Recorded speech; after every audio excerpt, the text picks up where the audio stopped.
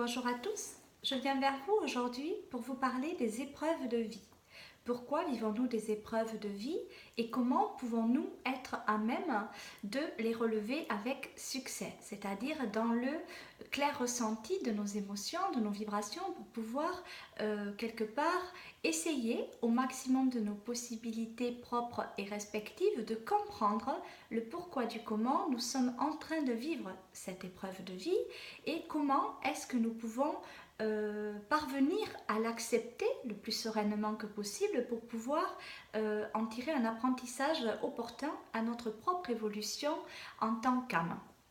Alors pour comprendre véritablement le processus de réincarnation objective, je vais essayer de vous expliquer comment se passe la réincarnation, dans quel but est-ce qu'elle a lieu et comment parvenir à réussir cette incarnation, puisque c'est aussi le but, c'est de parvenir à nous réaliser au travers nous-mêmes de façon quotidienne, en étant serein, en amour toujours et de façon objective. Voilà, ne jamais perdre l'objectif initial de notre destinée préétablie avant notre venue sur Terre, par notre âme bien évidemment, en commun accord avec la source. Donc, commençons par le commencement. En fait, quand on est là-haut, après notre mort, donc nous ascensons, nous travaillons bien évidemment sur notre dernière réincarnation, nous passons des paliers de lumière énergétique bien sûr, et nous ascensons. Donc nous comprenons le pourquoi du comment, nous ressentons en nous et pour nous, et nous évoluons. Alors je vous passe les détails de ces étapes d'ascension au niveau de la 5e dimension, etc. Je vais essayer de vous parler directement de l'âme qui est sur un plan vibratoire serein, je dirais, ou un endroit, ce que beaucoup nomment sur Terre le paradis, mais qui est en fait une dimension de bien-être, d'apaisement, un lieu où l'âme se repose quelque part avant de se réincarner, de revenir sur Terre ou ailleurs, puisqu'il y a d'autres endroits où l'on peut expérimenter dans le but de l'évolution objective de notre âme, bien sûr. Alors, admettons que nous soyons par exemple dans la 6e dimension et que nous avons émis le souhait de la réincarnation terrestre. Donc, quand on est là-haut, en fait, on émet un souhait objectif qui nous est propre, personnel, dans notre évolution personnelle, mais en lien avec un ensemble, un grand tout, quelque part, le grand tout, voilà, puisqu'on est tous interconnectés les uns aux autres, donc en fait on fusionne ensemble, on s'interconnecte, on se retransmet des énergies, on évolue main dans la main, on n'est absolument pas dissociés et on ressent les souhaits, les vœux les plus opportuns en fait à notre propre réussite objective. Donc en fait l'âme, donc par exemple si elle est dans la 6e dimension et qu'elle a envie de se réincarner, ben, elle va émettre un souhait, mais ce souhait il va falloir qu'il soit honorable, si je puis m'exprimer ainsi. C'est-à-dire que cette âme-là va concerter en fait le plan divin et elle va voir si son projet de réincarnation sur Terre est objectif, s'il peut être matérialisé de façon objective dans la matérialité terrestre.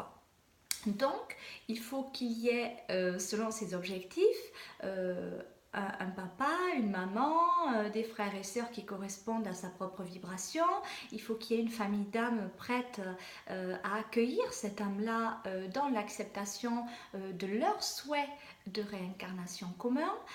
Il faut qu'en fait tout, absolument tout corresponde. En fait, c'est des synchronicités qui sont objectives et qui sont liées entre elles. Donc, par exemple, si vous voulez vivre le souhait tout simplement d'un mariage heureux, il va falloir trouver le mari adéquat ou la femme adéquate pour pouvoir vous unir. Et donc, il va aussi falloir avoir quelque part le consentement de cette personne en amont pour pouvoir vous incarner à des dates précises, voilà, et pour pouvoir vous retrouver quelque part sur Terre. Donc si vous avez prévu d'avoir plusieurs enfants, etc., il va falloir aussi que ces âmes-là s'incarnent au bon moment et que tout arrive vraiment au bon moment. En fait, il n'y a absolument pas de hasard. Le hasard n'existe pas. Si le hasard existerait, en fait, ça voudrait dire qu'il pourrait y avoir et exister quelque part des formes d'injustice, ce qui est tout à fait impossible. Voilà, donc tout est juste, donc rien ne peut arriver par hasard et Dieu ne permettrait jamais quelque part que quelque chose arrive par hasard. Ce n'est pas possible. Tout ce qui nous arrive en fait sur Terre est forcément préétabli. Alors, au commencement, voilà, en amont, donc avant notre réincarnation, effectivement, là ça se passe sur les plans supérieurs. On définit notre plan de route, donc on va définir notre lieu d'incarnation, on va définir un petit peu notre projet de vie, on va quelque part monter notre propre scénario et on va quelque part embellir cette scène pour voilà, scène de théâtre par exemple où on va jouer tous un jeu de rôle mais dans l'entraide commune en fait. Voilà, c'est très très important de comprendre ça, c'est que on est toujours dans l'entraide commune. Il n'y ait pas une personne que l'on rencontre sur Terre qui ne soit pas en mesure de nous apporter la hauteur de nos propres attentes espérées, tant espérées pour notre évolution, pour notre compréhension de par le discernement objectif. Voilà, qui nous est demandé en fait au travers de ce lien et au travers du vécu, donc des épreuves de vie par exemple. Donc en fait quand l'âme se réincarne, tout est prévu. Alors l'âme ne va pas se réincarner en France par exemple par hasard. Elle ne va pas se réincarner par exemple dans le Gers par hasard. Je veux dire, tout est minutieusement orchestré. Et nous venons nous implanter à un endroit bien précis.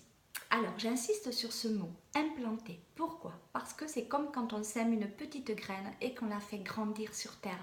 En fait, pour planter une petite graine, il faut qu'il y ait une petite fissure quelque part. On va faire un petit trou dans la terre où on va apposer notre graine, on va la recouvrir, on va l'arroser, on va la faire grandir. Et pour l'être humain, quelque part, c'est la même chose. Quand l'humain vient se réincarner, ben, on va le positionner quelque part. Hop, tout est bien prévu sur les plans divins. Donc en fait, on sait que c'est là qu'il va falloir qu'il s'implante. On sait que c'est dans cette petite fissure-là qu'il va falloir mettre cette petite graine pour que cet humain soit nourri, pour que cet humain soit comblé au niveau de ses propres attentes respectives et qu'il puisse croître, accroître en connaissance et s'élever grandement, accompagné de toute sa famille d'âmes. Donc ça, l'emplacement, l'implantation, elle est précieuse, elle est précise et il n'y a pas que cette histoire de quelque part de petites graines et de petites fissures, puisqu'il y a aussi toute une orchestration mise en place qui est vraiment extrêmement précise, puisqu'il faut que notre date de naissance, par exemple, correspond à un positionnement astral et donc à un thème astral, et on est tous liés, reliés, etc. Donc en fait, on vient s'implanter. Une fois que cette petite graine est là, en fait, ben, toutes les autres petites graines vont arriver autour et quelque part, ça va faire un beau jardin. Voilà, il faut vraiment voir la vie comme ça, comme un merveilleux passage, comme une merveilleuse balade que l'on fait quelque part au milieu d'un beau jardin. Et avec des nuances. Effectivement, il y a des nuances de couleurs dans un jardin. Il y a aussi de l'ombre parfois. Voilà, des feuillages ou des arbres peuvent projeter leur ombre. Et effectivement, si on projette notre ombre, c'est dans le but de la faire percevoir à quelqu'un pour qu'il nous aide à compenser quelque part ce petit manque, à travailler sur nous, à accepter de nous regarder et de se dire bon ok, en fait on est en train de me montrer que j'ai projeté un petit peu d'ombre et que finalement oui, il va falloir que je m'éclaire, mais que je m'éclaire de l'intérieur. Voilà à quoi servent les épreuves de vie, à laisser transparaître une part de nous qui ne nous plaît pas forcément pour pouvoir se réadapter à une vibration plus élevée qu'on a connue de par le passé, mais voilà, de par des divers manquements, nous n'avons pas toujours interagi de façon positive, saine, et objective malheureusement, donc nous avons commis des erreurs, ce qu'on appelle le karma, que l'on doit à présent réguler au travers de notre incarnation. Alors notre réincarnation si, mais nous avons déjà eu plusieurs réincarnations au but évolutif bien évidemment. Donc quand nous sommes en train de vivre une épreuve de vie, cette épreuve de vie nous sert réellement de support quelque part. Elle est là, on doit la voir. On doit véritablement percevoir ce qui peut nous apporter une forme de richesse, ce qui peut nous éclairer davantage, ce qui peut nous servir. À quoi cette épreuve de vie me sert-elle? Voilà, alors tout d'abord, quand on vit une épreuve de vie, c'est vrai qu'il faut être dans l'acceptation de cette épreuve. Parce que si de suite on a un rejet, un sentiment de rejet de cette épreuve, on ne va pas être dans l'objectivité de bien la vivre. Et donc on va la rejeter, on va pouvoir se positionner par exemple en victime, et ça n'est pas dans notre intérêt. Voilà, puisque la victimisation nous fait stagner, je dirais, sur un plan vibratoire, et donc on n'avance pas, et donc on ne progresse pas. Voilà, tant qu'on est en position, tant qu'on se positionne en victime, on va remettre quelque part, on va rejeter l'épreuve. Déjà, on ne l'accepte pas en rejetant la faute sur l'autre. Et ce n'est pas le but, puisque cet autre, n'oubliez pas que nous connaissions avant notre venue, que là-haut, nous avons décidé de nous réincarner ensemble, main dans la main, pour nous entraider dans l'entraide objective. Et que donc cette personne qui des fois, effectivement, nous fait du mal, voire même beaucoup de mal, en fait, elle projette son ombre pour nous la faire percevoir, mais aussi pour nous faire travailler une blessure d'âme, par exemple, qui peut être le sentiment d'injustice, par exemple, ou de trahison. Donc en fait, on a forcément quelque chose à travailler sur soi quand on subit au travers nous-mêmes une émotion qui ne sera pas toujours bien ressentie, justement pour nous permettre de la transcender. Et pour transcender une épreuve de vie en positif, ça passe forcément par notre ressenti intérieur. Voilà, là je suis en train de vivre une épreuve de vie. Véritablement, qu'est-ce que j'ai à en apprendre? En fait, les seules questions qui vous seront positives dans l'avenir, si je puis dire ça comme ça, ce sont des questions d'ordre personnel. Ce n'est pas quelque part, mais pourquoi moi, pourquoi je subis ça, pourquoi ci, pourquoi ça. Non, là on est dans la victimisation, pardon, et donc on se plaint tout simplement et on ne se recentre pas. En fait, il faut se poser les bonnes questions, c'est-à-dire pourquoi suis-je en train de vivre cette épreuve-là? Pourquoi? Dans quel but? Qu'est-ce que j'ai à en apprendre? Voilà, quel est l'apprentissage que j'ai à en tirer quelque part? J'ai forcément quelque chose à travailler sur moi au travers de cette reconnaissance-là. Donc la première étape va être effectivement l'acceptation de l'épreuve pour pouvoir la vivre au maximum de nos possibilités en amour et dans l'apaisement objectif pour pouvoir avoir une forme de bon discernement à atteindre quelque part. Alors n'oublions pas que pendant que nous sommes en train de vivre des épreuves de vie, nous sommes également influés par l'influx de notre âme, comme je vous l'avais expliqué dans des vidéos précédentes, qui nous communique en fait de par notre esprit, voilà, notre mode d'interaction objective, selon ses souhaits.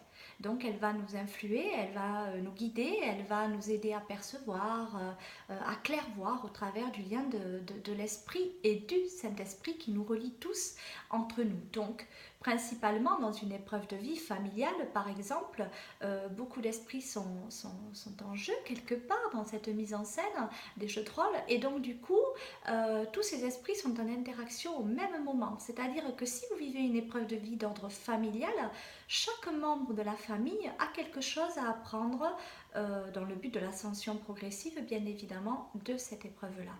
Je veux dire, il n'y a pas qu'une seule personne qui a quelque chose à apprendre. Il n'y a pas que la personne qui commet une erreur qui a quelque chose à apprendre. Non. Voilà, en fait, c'est tout le monde est impacté et chaque personne impactée a forcément à se révéler, voilà, et non pas à se rebeller, comme je dis souvent. Voilà, donc le discernement est opportune, bien évidemment, et le discernement passe par notre état d'esprit. Donc plus notre esprit va être clair au moment où on va vivre une épreuve de vie, plus on va être à même de percevoir l'influx de notre âme, notre guidance divine, et plus on va clairvoir en nous et pour nous, plus on va se recentrer, plus on va être posé, plus on va avoir du discernement et plus on va apprendre rapidement de cette épreuve-là, voire même guider véritablement nos compagnons de vie, nos compagnes de vie, etc., pour pouvoir ascenser. Parce que le but, il est effectivement personnel dans le sens quelque part d'apprendre au travers soi-même, de ressentir au travers soi-même, etc.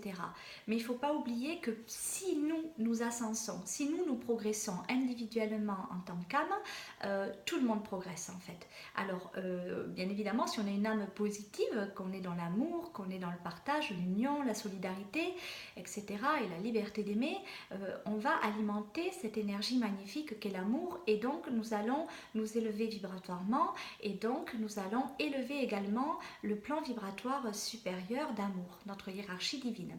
Donc c'est très important cela, parce que nous avons besoin à ce jour de belles âmes, de belles énergies, de rehausser le taux vibratoire de la Terre encore plus pour parvenir à nous révéler davantage, pour parvenir effectivement, de par notre révélation intérieure, portée en apparence humaine, de par nos agissements, nous allons pouvoir ensuite éclairer des âmes qui ne seront pas encore en éveil, c'est-à-dire des âmes qui ne perçoivent pas toujours le bien du mal, qui ne savent pas forcément encore choisir une direction à prendre et qui commettent beaucoup d'erreurs parce qu'elles sont complètement englobées dans ce système, c'est-à-dire qu'elles n'arrivent pas à se réaliser au travers elles-mêmes, elles suivent un rang, elles suivent des ordres, elles suivent un protocole quelque part. Voilà, alors je vous dirais vraiment au niveau des épreuves de vie, de cheminer lentement mais sûrement, de ne pas vouloir aller trop vite. Votre âme vous connaît à la perfection puisque vous êtes son expansion, donc en fait elle va vous guider à votre rythme. Il ne faut pas monter les marches de l'escalier trop vite. Alors l'exemple que je donne souvent lors de mes consultations, c'est qu'en fait lorsque nous ascensons, nous montons des escaliers pour arriver à un palier supérieur. Alors on a le choix, on a toujours le choix, on est libre. Donc en fait on peut choisir de monter d'un palier à un autre, de monter les marches d'escalier en courant. Voilà, bon, ben, on peut arriver en haut essoufflé, hein, si on a trop couru, si on a fait trop vite, on peut arriver essoufflé. On peut aussi trébucher sur une marche et se faire mal, et ce n'est pas le but de notre ascension, bien évidemment. Donc en fait, le top du top, c'est tout simplement de monter marche après marche, de prendre le temps de regarder autour de soi, de prendre le temps de s'unir à l'autre, et surtout de regarder le monde avec une vision d'en haut, comme je dis, où l'on peut se projeter. Quand on est en conscience, on se projette, et du coup on peut véritablement avoir une vision d'ensemble et de ce fait parvenir à nous révéler davantage et à amener, à percevoir qu'en fait, ok, on va monter ces marches d'escalier pour accéder à ce palier supérieur, mais si je peux amener un maximum de gens avec moi là-haut, c'est encore mieux. Donc ce qui serait vraiment bien, c'est de prendre le temps de regarder autour de soi et de pouvoir éveiller aussi un maximum de personnes. Et l'éveil passe par la considération de soi et la démonstration de l'exemple. Ne pas vouloir contrôler quelqu'un, ne pas vouloir manipuler quelqu'un, ne pas vouloir lui faire entrevoir des choses qu'il ne sera pas à même de clairvoir, ne pas vouloir forcer les choses tout simplement. Voilà, soyez vous-même, soyez vraiment vous-même dans le respect de ce que vous vous représentez des autres en fait, au travers vous, puisque ça passera toujours au travers vous. Et montez ces marches une à une. Votre âme vous guide à votre rythme. Donc n'allez pas plus vite que la musique et essayez d'écouter justement le chant des oiseaux, de ressentir la beauté de la vie, voilà, de humer les fleurs, de véritablement vous imprégner vraiment de toutes ces senteurs magnifiques qu'il y a dans la nature, de prendre le temps de regarder autour de vous.